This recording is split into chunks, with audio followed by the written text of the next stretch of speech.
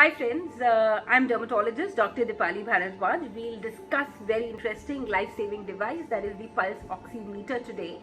So yes, it is life-saving only if it's a good brand and giving you the right reading. If the reading is wrong, it could be more dangerous. And if the reading is not read correctly, it is even more dangerous and useless. So how to use this device, let's discuss. I think most of my friends and patients have reverted that they're using the left hand. With the right hand, they put it on the left hand index finger, which is completely wrong.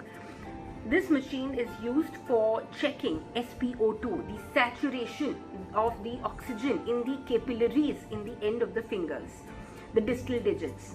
You have to use the right hand first of all, because most of us are right-handed people. If you're a left-handed person, you could use the left hand.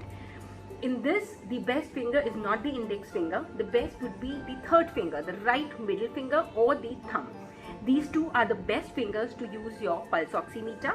When you use the pulse oximeter, you should keep your hand stable. Yes, when you put it in the finger, please keep it either on a table or stable under a hand. Do not shake it. And especially for women, please don't paint your nails, because that would be chemical and could give an inaccurate reading. And don't be in too much of light also. Be in dimly lit or in your bedroom which is not overly lit.